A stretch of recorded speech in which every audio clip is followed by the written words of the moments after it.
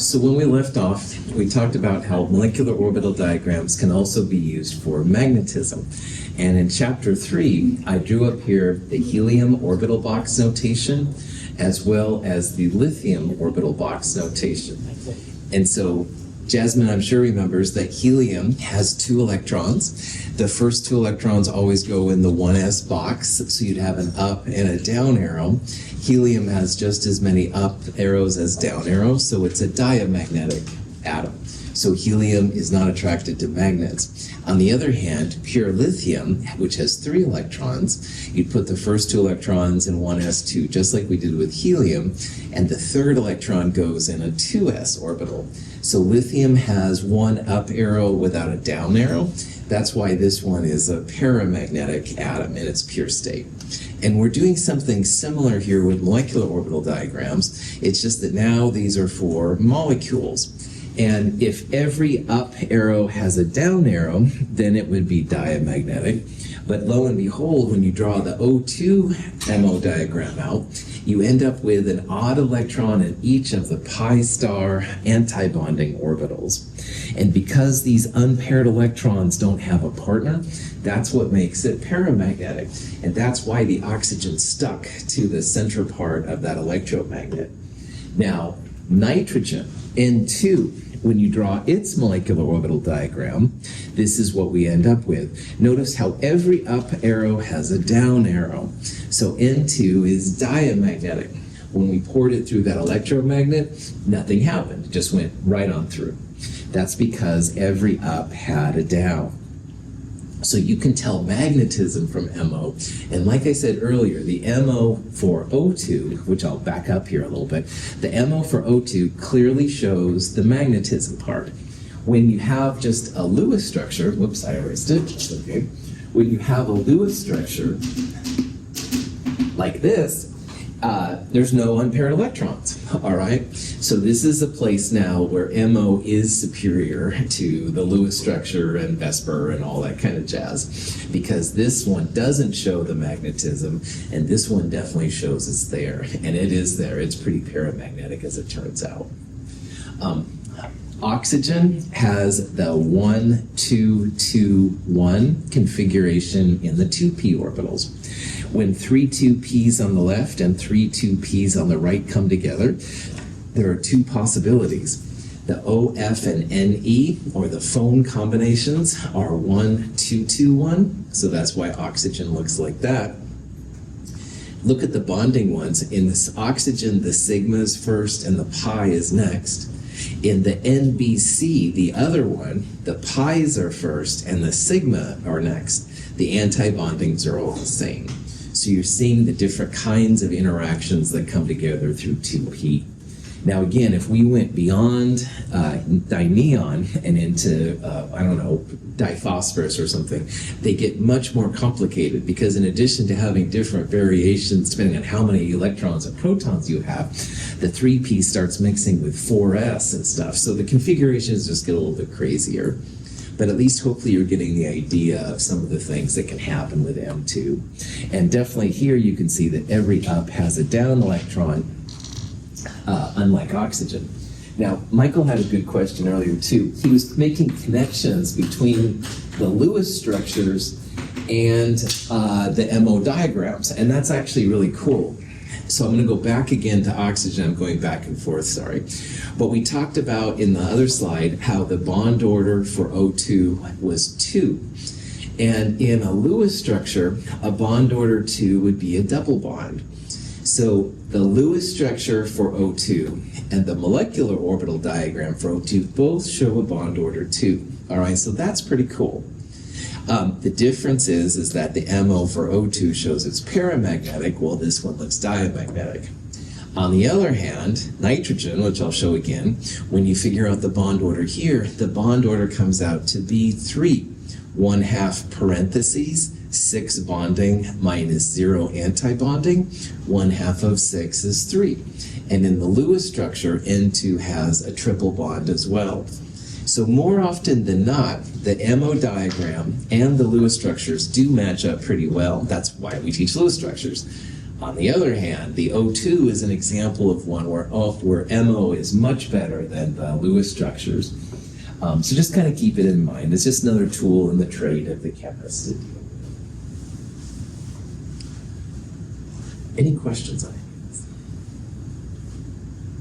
Okay, now one thing we're going to start talking about is how to make an ion from a neutral species. So this question here says, is N2 plus paramagnetic or diamagnetic? Now, in this diagram, we're looking at neutral N2, all right? N2 plus, is it going to have an extra electron or one less electron? One less, good, that's right. So if you have less electrons, you always start at the highest molecular orbitals and work your way down. So if it's N2 plus, we're going to take away one of these electrons from the sigma 2p orbital. So imagine that this arrow is not there, but this one still is. Would that be a paramagnetic structure or a diamagnetic structure? Para, yeah. So one thing that MO is also really awesome for is figuring out magnetism and structures for ions. You start with the neutral atom and you take away electrons if you want a positive version, or you can add electrons if it's negative. Positive ones, you're going to take away from what's called the highest occupied molecular orbital. Yes, it stands for HOMO. This is the 21st century. It's okay. We're going to take away from the highest occupied molecular orbital if you want to make a positive ion. Negative ones, you'll add it to the lowest unoccupied molecular orbital, the LUMO. So the HOMO-LUMO gap is actually very important in molecular orbital theory because it'll allow you to see which ones are more likely, positive or negative, the energy requirements of them. Again, MO has some powers that Lewis structures can't even dream of. So, questions? Okay, so if you want to make an ion, no problem. If you're taking away electrons, you take it away from the highest occupied molecular orbital. So a little bit ago, I showed neutral O2. It was just like this, except there was one extra electron right there, all right? So O2 plus 1, when you're going to take away an electron, you want to take it away from the highest occupied molecular orbital. You can take it away from either of those because they're the same energy. So O2 plus 1 has only one electron up there. So you can do bond order, magnetism. It's paramagnetic because you have an odd electron all by itself. It's going to have a bond order of 2.5, 1/2 parentheses, bonding minus anti-bonding, 1/2 parentheses, 6 minus 1, 2.5 bonds. It would be difficult to draw 2.5 bonds with a Lewis structure. Sometimes people use dotted lines, but they're kind of cheesy in my opinion. MO doesn't worry about it. It just shows, hey, you've got a bond order of 2.5 here, which is kind of cool. So anyway, MO is also really awesome for figuring out what the ions look like, positive or negative. And again, just remember that positive means taking away electrons and negative means adding electrons. So, questions on that? Sweet. Here's an example of O2 minus 1. So in this one, we're going to add an electron to the LUMO, the lowest unoccupied molecular orbital. You can add it to the left or the right-hand side of the pi star 2p. Either one is great. But you can see then one of the boxes is filled and the other one now only has one electron. So again, you can find bond order, 1/2 parentheses 6 minus 3 is where the 1.5 bonds comes from. It's paramagnetic because it still has an odd electron. All these things are really easy in molecular orbital diagram. If you wanted to draw a Lewis structure for O2 minus, you'd have to recount valence electrons, make sure things didn't break octets and stuff like that. It's a little bit more work, but with MO, you just add or subtract electrons to the top up there. Good to go. next week in lab, we're going to create lots and lots of molecular orbital diagrams. And we'll start by doing the complete version, which is what I have right here. But it is kind of a drag. It takes a while. So after you get used to it, you can use what's called a shorthand notation. Now, just as an FYI, some diagrams will show the 2p's. They'll say pi 2px on the left and pi 2py on the right or something like that. You don't have to write them out separately. You can just combine them into one pi 2p orbital. So instead of writing for N2, sigma 1s2, sigma star 2s2, sigma 2s2, sigma star 2s2, pi 2p4, sigma 2p, this would be an example of the shorthand notation. First of all, you can ignore the 1s interactions. This is like the helium noble gas configuration. You just write core in square brackets or core electrons. And then you put the molecular orbitals in order of increasing energy, which means bottom to top. So sigma 2s parentheses 2, the superscript means you have 2 electrons there. Then the sigma star 2s is next, parentheses 2 electrons. Again, combine the pi 2p's is what I would recommend. So pi 2p4, sigma 2p2 is this one right here. After a while, this is a lot less work than writing out the whole diagrams with top and bottom. But it's never wrong in this class to write it like this if you want to, too. Any questions on that?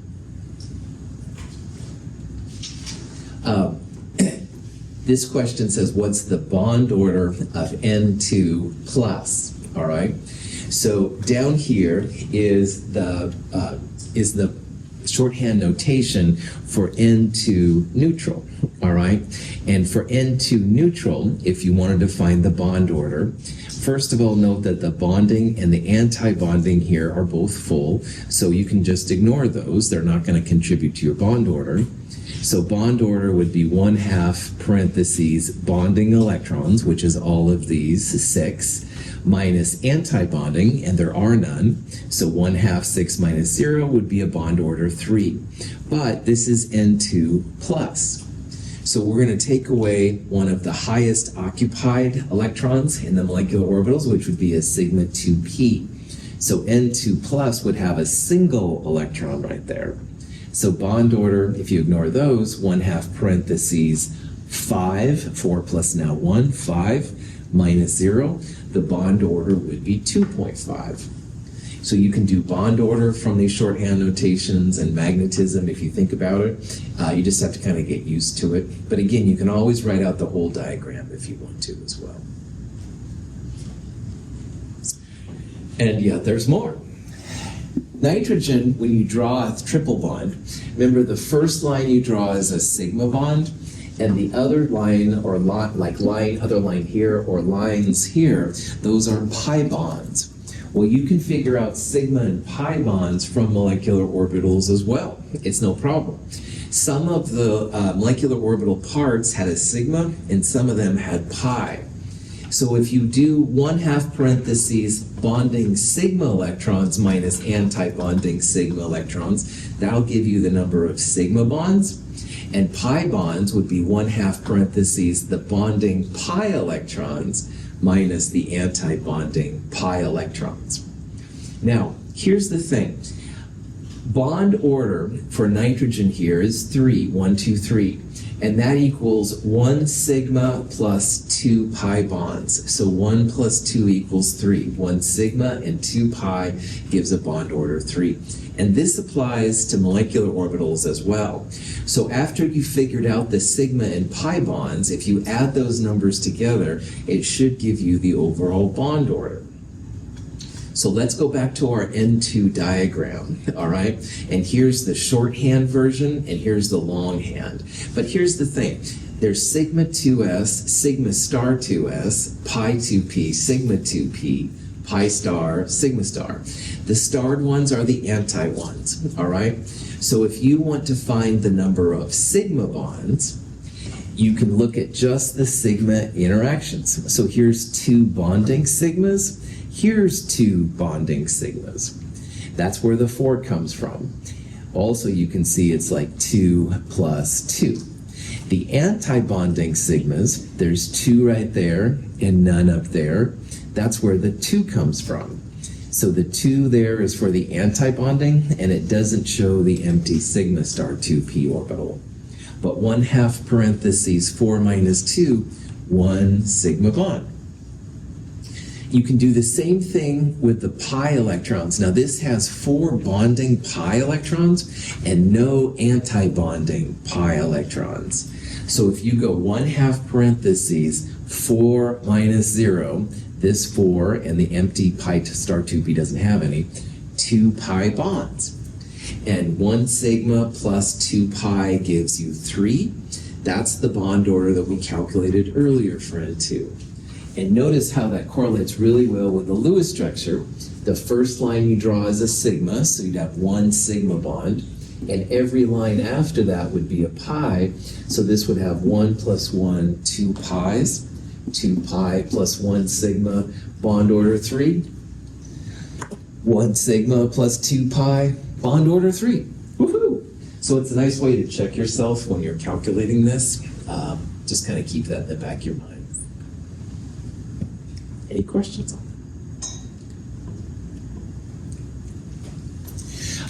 This shows the progression of the different 2p interactions. So this is B2, then with C2 and N2. These are the NBC orbitals.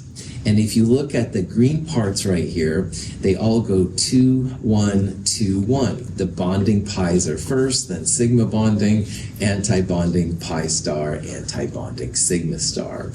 And then over here on the right, you have the next 3, which are O2, F2, and Ne2. I called them phone, F-O-N-E.